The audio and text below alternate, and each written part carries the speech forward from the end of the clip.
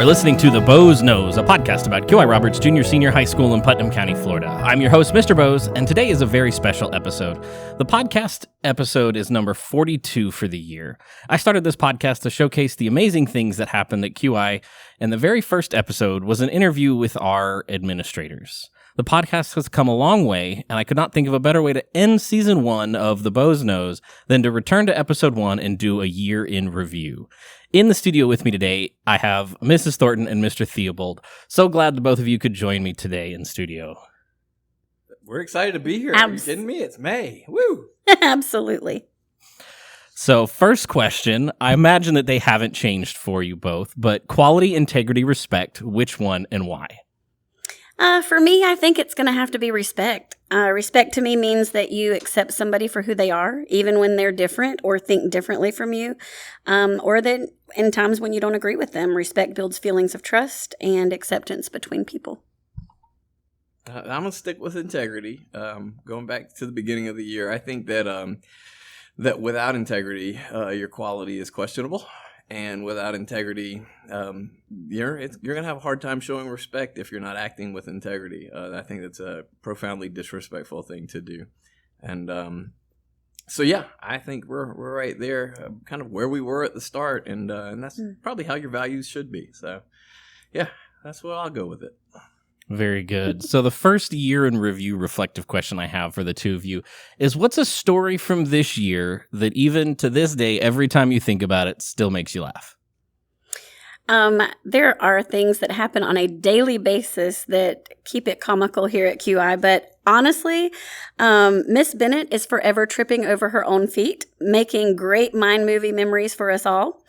She even has the unique skill set of falling upstairs. In addition to that, another one towards the end of the year that happened was watching Officer Brady break out into dance as parents drove up to the 8th grade formal to drop off their students. It was quite comical and memorable, to say the least. So, yeah, there's no way I could say one thing because I guess my answer to this question is that the best part of working here is that there is laughter every day. The funniest thing was probably sitting in your office, Mr. Boze, trying to meet with you about something when the English department was in here trying to record a podcast, and I couldn't hear anything that was being said. I just heard so much laughter, and I know those people, and I know that they are probably the funniest humans that I know. And so, yeah, I had a blast listening to that. But there is not a day that goes by that we're not laughing and having joy, no matter what's going on. We're able to kind of see the humor in things and enjoy it. That's one of the best things about working with kids, and it's one of the best things about working with the people we have here on the tree farm. I think that's great. So, as an administrator, what is looking back, what's your proudest moment? I know it's going to be hard to narrow it down to one, but kind of what's your proudest moment as an administrator for this year? So I'm going to give you a literal proud moment. At the beginning of this year, over the summer, we started really looking at our school campus and wanting to really match the greatness of our kids with what our building looks like and what our campus looks like. And we had a huge area, I'll just call it a sand pit, out in the middle. And Mr. Johnson worked tirelessly, along with a couple of other people, to make that area completely full of the brightest green grass you could ever see now. And I think that proudest moment there for me, seeing that the kids have stayed off of it, they've taken pride in seeing that transform into a really pretty spot on our campus. It's also kind of symbolic for me because it's exactly what we do with our kids. And that is the thing I'm the most proud of, is watching our kids come in as 7th graders from all the different places in our county and just completely grow and blossom over time with all the nurturing that people put into them and the things and the effort that they put in, to their own journeys to make them so successful. So yeah, that's my proudest piece. So I would say typically as my proudest moment as an administrator each year is actually seeing the kids from the previous year and having them come in and explain to me how easy college is after the crucible that we put them through here at QI. And I think that's part of why we exist. So my proudest moments can be kind of summarized in that way. But my real proudest moment as an administrator is personally this year came about 2 days ago with Miss Thornton. She is moving to Interlochen High School. They need help. Simple fact, and they've got quite a bit of movement going on at their school, and just knowing that she has developed as a leader to the point where when the school district needed some help, they knew where to turn. So we're going to miss her. But we're also all going to be very proud that, some of the key things about QI Roberts will be headed over to Interlochen High School, so that some amazing things will happen there as well. And I didn't do that just to make her cry, but I think I nailed it. I think those are some great proud moments. So as we kind of start with big picture and kind of get smaller, so for the school, as a school, what is an achievement that you are most proud of for this past school year? So I'll let her off the hook so she can get it together over there. But I would say the moment was running across to Mr. Bergen's classroom so I could get on the intercom and make the announcement that we got word that we are a school of distinction in the state of Florida. Yes. We're in the top 10% of Florida high schools. We knew we were on that list for U.S. News and World Reports, but they use kind of different metrics, and their metrics aren't as good as the state of Florida's were in that moment. Being recognized for the first time in the history of Putnam County, to my knowledge, and I've been here a long time, as a school of distinction in our county was huge. We have a great reputation for great reason, and it was great to feel recognized for that. And going over there to his classroom, jumping on the intercom, and then having his students yell and scream and holler and celebrate with me that was the moment for me. So. Mm-hmm. And I would have to say, despite the academic achievement that Mr. Theobold is talking about, while it may not seem as paramount, watching our teachers and staff work together so well in times when it's trying and difficult to make a difference in the lives of students. I can think of several examples where our staff chipped in this year monetarily to support a need, or collectively and strategically made a plan to help a particular student through a traumatic situation. Our school family never ceases to amaze me with their loving ways and always trying to put kids first. So those are also achievements, I think, that are worthwhile to be mentioned. Very much so. So speaking of teachers and staff, and I know you both could give a list of achievements for all of the staff members here at QI, but what is a standout accomplishment of a teacher or staff member this year that is worth noting for the two of you? Two that stick out to me, and there are too many to mention, just let me put that out there first. All of our people are so amazing in their own unique ways, but two that stick out to me, I was very proud when Mrs. Boze and Mrs. Davis were selected as Cambridge trainers. That is huge, and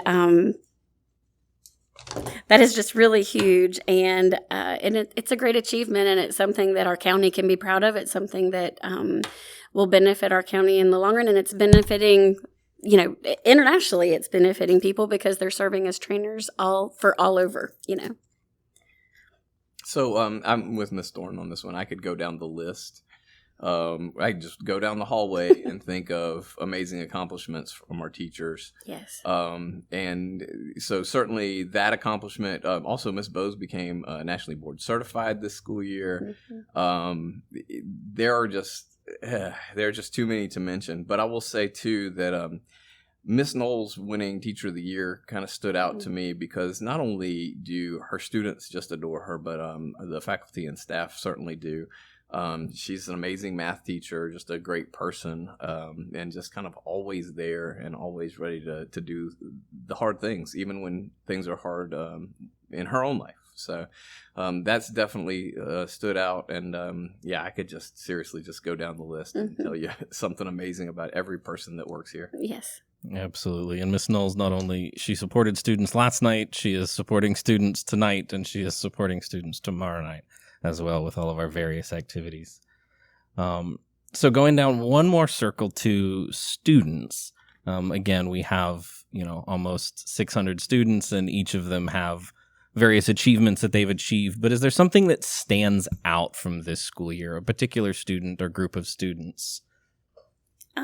I have several that I'd like to mention, actually, and primarily because we are a school that really focuses on academic achievements, but knowing that that's the case, we have a lot of really talented kids here in other ways, in addition to their academic achievements. So Mark Lewandowski won first in drone racing. Our school drone team won second in drone racing, and they won third in drone tank. In esports, we were second in the nation in Halo. Jazara Fields is going on to state for her individual track accomplishments. Mary Wallace was district and regional champ for her weightlifting class and even went on to state. So I think that speaks volumes about our kids. They're not just book smart and high achieving in that regard, but they're very well rounded, and they really do seek excellence in all of their endeavors. Yeah, that's kind of like the faculty and staff. You could go down a list of the amazing things our kids do. Somebody that stood out for me, though, that I think she gets a lot of credit, but then at the same time, I think sometimes she doesn't, is Aaliyah Ford. She's our class president. I think she's done an amazing job as a leader this year, as a class president. Because I have been able to depend on her. I can reach out to her and say, hey, I need the seniors to do this, or hey, I need them to know about that. And she's done a great job with that. But Leah's a great student in the classroom, fantastic. She scores the points. She passes the exam. She does all those things. And she's also a track athlete. She's waiting to find out if she's going to state after the regionals are kind of figured out. Just an all-around great kid, great person, and again, the list could go on, but I decided I had to narrow it down to one. So Aaliyah's my one for sure. Yeah, and that list could definitely go on for more time than we have for a podcast or anyone want to listen to. The list that never ends. So my next question is for Mr. Theobold, because you kind of took a risk this year and went back into the classroom. Something that not a lot of administrators, certainly none that I've ever known, a choice that they've made. What has it been like, and what are your takeaways after being in the classroom for a year? So, yeah, it was a huge risk because not only did I do that, but I chose to co-teach with an amazing teacher that I knew was way better at teaching than I am. And it has been 17 years since I've been in a classroom. So yeah, it was daunting, and but that was okay because that was kind of the point of doing it. That's the point of what we do out here, right? We do hard things and fail at them miserably sometimes, and then learn and dust ourselves off and get better. It was the highlight of every day going into that class. It was it was fun. The students were fun. Good participants, good sports with it. Our students are really good at giving feedback, so they were quite critical at moments. But yeah, it was the highlight of every single one of my days, even though I know that several of the gray hairs on my head currently can be attributed to that class and just the pressure I felt to do a good job. Miss Boze has very high pass rates always, and so it was made very clear to me early on that if these exams didn't go well, there was one variable that we could explain it with. So it was fun. Probably not going to do it next year. But yeah, it was a good time, and I just was very grateful for the students and Miss Boze for allowing me to do that. So listeners, I'm going to go off script and ask an unwritten question of Mr. Theobold here. But do you think that is an experience that administrators should be given the opportunity and ability to do every couple of years? Obviously, it's not something you could do every year, but I do. I think that would be. I think it would be difficult in a lot of places to manage, and I completely understand that, and I don't know that some of my other duties were done as well as I could have done them because of that, and I can imagine at a more difficult and challenging school that would be way more difficult. But I do think that there's a huge amount of value in honing your pedagogical skills, learning from great people, and also kind of, I am, kind of at that grumpy old man generation. I'm just at the beginning of it, but I'm at that point, and I've always been bothered when people say kids these days, because I'm pretty convinced kids these days act the same way as kids did when I was a kid, and I've got it on, good information that they kind of acted that way when my parents were kids. And so I do think that there's a little bit of perspective involved in jumping in and teaching students and reminding my old self that, no, they're just kids. Kids are kids, and they'll do certain things, and, they need certain things, but they're no different than they were 20 years ago or 50 years ago. It's just, they need the same kinds of things, and we have to provide those kinds of things as educators. So, yeah, I think they should do it, and I think it would be helpful. Very good. And listeners, I will say, not only did Mr. Theobold teach this year, but there was a period of time where he was a student in my classroom. He and I were trying to solve a problem. Still don't know if we've solved that problem yet, but we're closer to a solution. And as a self-professed not a math person, he sat in math class with his notes for a week. And I think he learned something. I sat next to the two smartest kids in the class because I was a good student in high school, so I knew who to sit next to. So, Ms. Thornton, this next one's for you. As Mr. Theobold mentioned, you've been selected to take your skills to Interlochen Junior Senior High School for the next school year, and we are definitely going to miss not only your experience, but just the spirit you bring to QI as someone who's always dressed up for every Spirit Friday, every Spirit Week, dragging everyone else in the front office along with you, whether they wanted to or not. So what is one thing that you're going to miss most about being out here at QI? That question is really easy. It's the people. I'm going to miss our people. Joe is our leader and my friend. Our lead team, they're more than just coworkers to me. They truly are my friends. And they're people that I honestly look up to for a variety of reasons with the different skill sets they bring to the table and their different gifts. I hope to be like them when I grow up, so to speak, for the different things they bring to the table.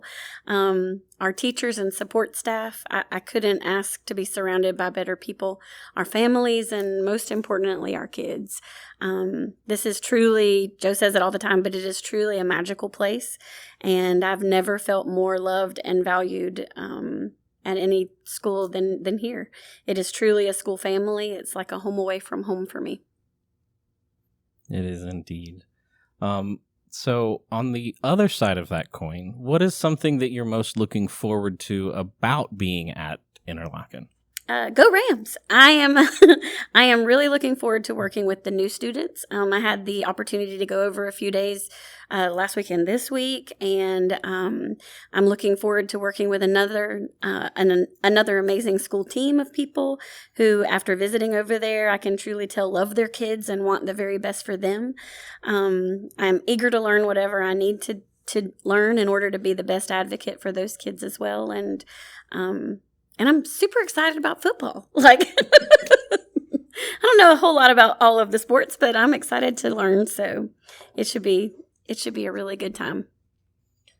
Very good. So as we're recording this podcast, we're still a little bit away from the end of the school year. But listeners, as you're listening to this, it will be the last day of school that this podcast comes out. So looking ahead to the summer, what's something that you both are looking forward to, being it professional or personal? So I am definitely looking forward to July, and I'll explain why. So June is the decompression month. We do a lot of training. We also do a lot of planning for the next school year, but we also do a lot of just deep breathing and trying to kind of capture what went well, what needs to be worked on moving forward. So June is kind of it's not my favorite month by a long shot, but that's kind of what encapsulates June. July, by the end of June and beginning of July, I miss everybody. I start getting excited. I start looking forward to everybody coming back to school, coming back to work. And not to say that I don't miss everybody in June, but it is kind of nice to have it quiet a little bit around here. But by July, it's like, okay, no, we got to do this and we've got to do that. It's really a fun part of the school year for me. It's a fun part personally too, because when that fire gets lit professionally for me, it also gets lit in other areas of my life, and so yeah, July is always a good month. It's just always got something positive for me. I go to the beach, I do the fun things with my family on the weekends, and I'm just excited for what's to come. And I would have to piggyback that with a very similar response. Oddly enough, I'm really looking forward to setting up shop in my new school and getting started on moving mountains with my new school family. I'm also looking forward to some downtime with the beach in really close view and spending more quality time with my Chihuahua at home and doing some home projects. So what are some recommendations you have for our students and our families over the summer? I would have to say my biggest suggestion is family time, and doing things with each other and doing things with people, and kill or limit the screen time. And last but not least, of course, read as much as you can. So mine actually was going to go right in that same direction of find something to be passionate about with the people you care about. Go and do fun things. Put the phones down, for goodness sakes. Get off the computers, and just connect with each other. We know that we're seeing a lot of research coming out about teens and their screen time use and their mental health, and there's some really clear connections. And part of the solution really seems to be, from some of the beginnings of the research that's coming out, is just spending time with each other. So students, go hang out with your friends, like in person, not on FaceTime. And families, if you can make that opportunity happen for them, please do. Take them to some place where they can just go hang out together and spend time with each other, and just connect. Connection is just so very important for us all, but certainly at this age level. Very good. And both of you mentioned reading. So my last question for you is, what should be on people's summer reading list? So Joe's going to laugh at me when I say this because he introduced this book to me when I first came to QI. But for adults, I would suggest The Four Agreements. I think it's a great life-changing book for introspection. I also think anything by Brene Brown is really a great thing to read as an adult. For kids, I do want to put a plug out here for teenagers. There's a book called Never Fight Alone. I don't know who the author is right offhand, but it is a book of 51 interviews from people who have actually experienced and battled mental illness. They share their experiences, how they coped, and how they managed to get through the darker times. And I think Joe just spoke about mental illness and that kind of thing. I think that's a great book for teenagers to reach out and read. If they're not experiencing those things, maybe it could help a friend that is. And that's Shlomo Solson is the author of that one. Okay. I didn't know it, listeners. I just looked it up. He's got that Google going. Gotcha. So I would say, first off, I'm going to lead a book study for families this summer. It's a book called Who Gets In and Why. I've got some copies. I'll start advertising it here before the school year ends. It's going to largely be an online book study group, but we will have a couple of in-persons, and it's about the college admissions process. So if you're interested in that, you'll see more information available.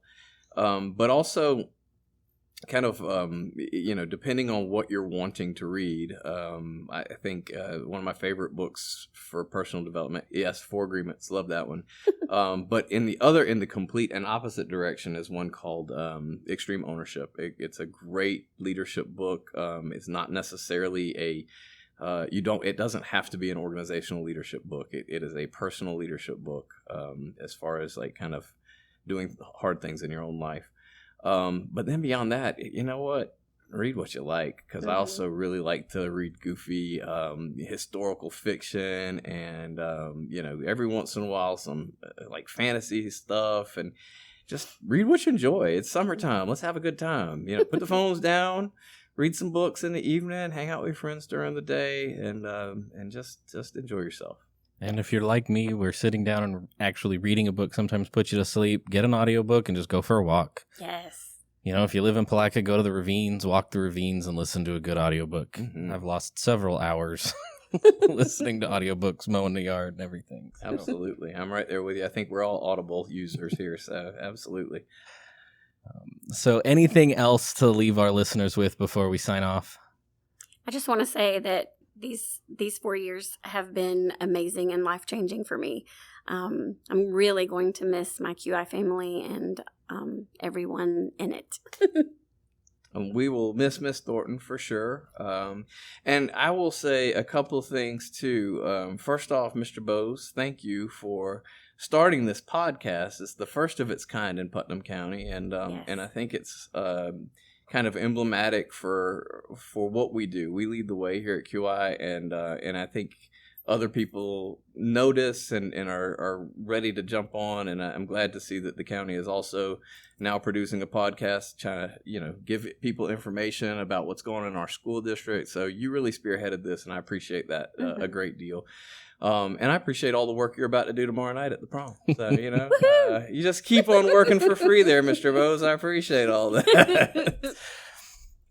Thank you. I do enjoy it. And thank you for giving me the space to do this podcast. So listeners, this will be the last podcast for season 1. We will have a few released over the summer. Our seniors who completed their A-level Global Perspectives research paper. Part of the requirement for that course is that they do a oral interview and essentially a defense of their paper. And because we have this platform, I decided that we're going to record that this year. So those will trickle out over the summer, so you can kind of hear some of the great topics that students really dove into, because they had to write a 5,000-word research paper on the topic. So they will be sharing their mini expertise, and many of those students are going on to University of Florida and the other major universities in the state to do great Florida things. Florida State, and other great universities like Florida State. So I thank you all for listening. Make sure that you like and subscribe to the podcast for season 2, because we will be back. If you have suggestions for what episodes we need to do in season 2, please send them my way so I can get them on the list for next year. Make sure to follow QI Roberts Student Government on Facebook and Instagram to stay up to date on the future happenings around QI. Again, if you feel we've earned it, please rate and review us on your podcast player of choice and share with a friend. Thank you, Knights, and remember, excellence in all endeavors.